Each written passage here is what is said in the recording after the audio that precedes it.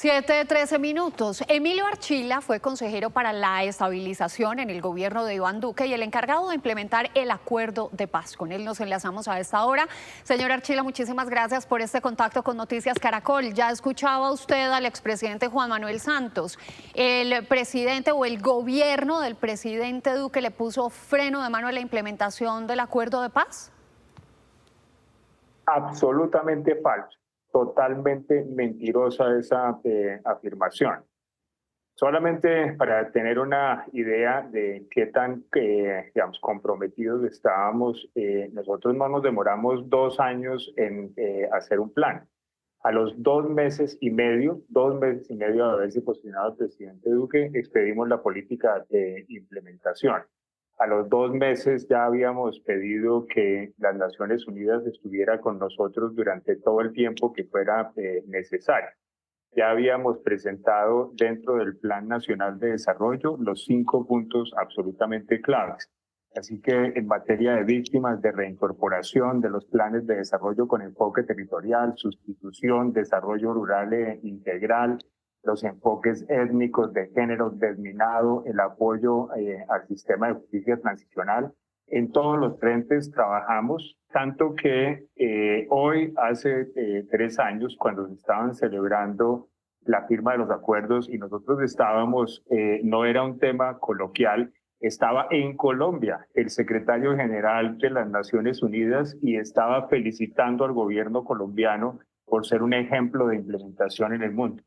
Sí, doctor Archila, quizá una de las grandes críticas que se hizo en su momento al gobierno Duque tiene que ver con hacer presencia con el Estado y con la fuerza pública en esas zonas que antiguamente habían ocupado los hombres en armas. Y eso quedó prácticamente a merced de los criminales y eso es parte de la consecuencia que estamos viendo hoy en día. Esa es la crítica que se hace. ¿Qué pasó en esa época? ¿Qué pasó? No, claro que no. Las zonas a que usted refiere, muchas gracias por la pregunta, fueron las que se identificaron como los 170 municipios más afectados por la violencia y la pobreza. Esas están reunidas en 16 regiones y para estas regiones había que formular unos planes de desarrollo con enfoque territorial, los PEDET. Nosotros recibimos 2. Durante nuestro tiempo, en los primer año y medio, formulamos los otros 14, dejamos listos los planes. Para la implementación de esos planes, que es la gran transformación que necesita el país para colmar de Estado esas regiones, no había ni un peso, 0 plata. A nosotros no nos dejaron plata. Durante ese periodo de 4 años conseguimos 16 billones de pesos. 16 billones de pesos es más o menos lo que cuesta la primera línea del metro de Bogotá y lo dejamos ejecutando. Entregamos para esas regiones más de una obra por día. Obviamente, esa es una tarea absolutamente fenomenal y lo que se necesitaba era que al otro día de que se posicionara el siguiente gobierno, si había cosas por mejorar, las mejoraran, pero que se continuaran, no que se tomaran 2 años de estar pensando qué hacer. Señor Archila, usted nos menciona algunos de los avances, de los aciertos que se han tenido en relación con la implementación de ese acuerdo de paz en el país, pero hoy, después de toda la situación que estamos viendo en el territorio nacional para usted, ¿cuáles son los principales desafíos que se tienen en la implementación del acuerdo? Continuar. Se necesita continuar, se necesita que, como lo hicimos nosotros, sí haya una voluntad política que se refleje en acciones. El presidente Duque tenía un consejero que estaba al lado de él, le daba la mayor importancia posible. No era una presencia ocasional dentro de la agenda del gobierno, sino era permanente en la medida en que yo formaba parte del Consejo de Ministros. Durante ese tiempo renovamos por 10 años la ley de víctimas, conseguimos que las 16 curules estuvieran para ellas. Apoyamos el proceso de reincorporación de una manera definitiva. Todo se estaba por acabar y nosotros incluimos dentro del plan de desarrollo que acompañaríamos a nuestros combatientes durante todo el tiempo que fuera necesario. Formulamos, como lo describí, los planes de desarrollo con enfoque territorial. Apoyamos a las 100.000 familias que estaban en proceso de sustitución de coca. Dejamos listo un plan para sustituir el 95% de la coca que hay en el país. Este tema es muy importante y es la reforma rural integral no es abstracto, no es habladuría, no es estar echando carreta, es implementar los 16 planes nacionales sectoriales. Eso los dejamos escritos. Son como unos documentos COMPES que muestran lo que el país tiene que hacer en los próximos 25 años. Hay que seguir apoyando la alta instancia de género, hay que oír a la YAMPE, que es donde está la representación de los étnicos. Lo que el país no puede resistir, en mi opinión, es que por temas de politiquería, por temas de discusiones ideológicas, un aspecto que es tan trascendental se deje a la deriva, a ver si algún día sí se vuelve a retomar. Hay que construir sobre lo construido. Señor Archila, una de las grandes críticas al gobierno Duque es que cuando llega el presidente Duque objeta la ley estatutaria de la JEP, medular para la implementación del proceso de paz. Duró casi un año tratando de implementar una reforma en el Congreso que finalmente no prosperó. ¿Ahí no encuentra usted algún asidero a eso que dice el expresidente Santos de que Duque estaba en contra del acuerdo de paz? No, Alejandra, muchas gracias por la pregunta y un feliz día para usted. Nuevamente, digamos, ese es un tema de percepciones. La JEP, la Justicia Especial para la Paz, constitucionalmente no necesitaba la ley marco para empezar a operar porque así estaba previsto en la Constitución. Entonces ya venía operando. Donde se demoró 2 años fue en el Congreso mientras la discutían. Donde se demoró 1 año fue después en la Corte Constitucional cuando la estaban analizando. Entre los artículos que la Corte Constitucional tumbó y los que condicionó eran más de 20 artículos. El presidente Duque le presentó objeciones a 6 artículos.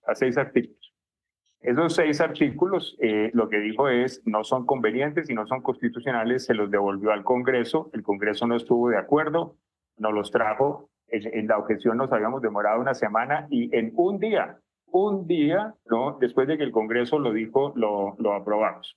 Yo personalmente me encargué de las relaciones con la JEP durante ese tiempo. Hubo 0 interferencias, ni una sola carta, ni un solo momento en el cual no los apoyáramos en su labor. Aún durante el tiempo en que vino la pandemia, en que todas las agencias públicas tuvieron reducción de su presupuesto, de las pocas entidades a las que nunca le reducimos el presupuesto fue a la Justicia Especial para la Paz.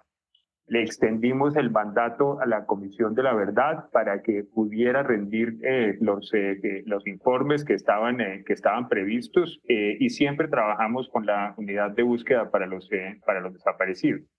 Así que ahí nuevamente hay un discurso político que realmente no corresponde con la forma como actuamos. Sí, dice Timochenko que paradójicamente a ellos les fue mejor con el gobierno Duque que lo que ha pasado con el gobierno Gustavo Petro. ¿Usted por qué cree que dice eso? Porque seguramente así es. Nosotros, cuando llegamos al gobierno, legalmente estaba previsto que todo el apoyo para los excombatientes iba a terminarse. 0, no iba a haber más apoyo. Incluimos algo que solamente se ha hecho una vez en la historia de los procesos de paz y es que dijimos vamos a acompañar el proceso de reincorporación por todo el tiempo que sea necesario hasta que se logre efectivamente la reincorporación. Diseñamos una hoja de ruta con 8 garantías. Ahí están los temas de vivienda, de salud, de empleabilidad. La vivienda no estaba prevista en los acuerdos, la incluyó el presidente Duque. Y empezamos a trabajar en apoyar a los combatientes en cada uno de esos frentes de una manera planeada.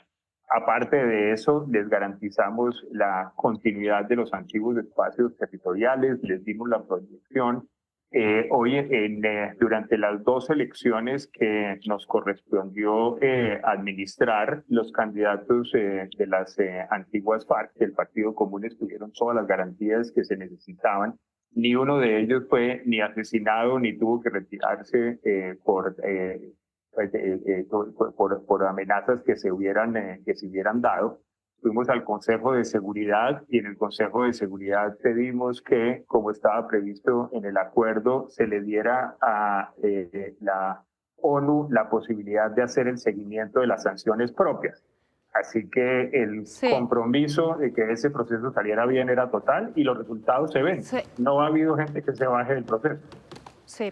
Señor Archila, muy rápidamente para finalizar esta conversación le pregunto, usted ya desde la barrera, ¿cuál es su reflexión sobre el proceso de paz? ¿Qué ha hecho por el país? Si no existiera, ¿estaríamos mejor, peor? Los acuerdos de paz son una gigantesca oportunidad, pero son una gigantesca oportunidad por una razón, Alejandro. Y es que estaba previsto que se implementaran continuamente durante 20 años. Las transformaciones que necesita el país requieren de trabajar continuamente durante 20 años.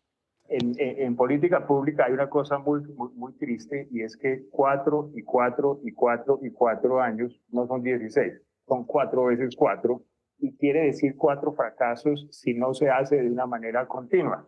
Hay que pararle bolas a la Corte Constitucional y hay que oír cuando la Corte, en términos jurídicos, dijo hay que construir sobre lo construido. No podemos darnos el lujo de perder esa oportunidad, lo estamos haciendo hace 200 años y en periodos de 4 años no ha funcionado. Señor Archila, gracias por su lectura, por su reflexión a esta hora aquí en Noticias Caracol.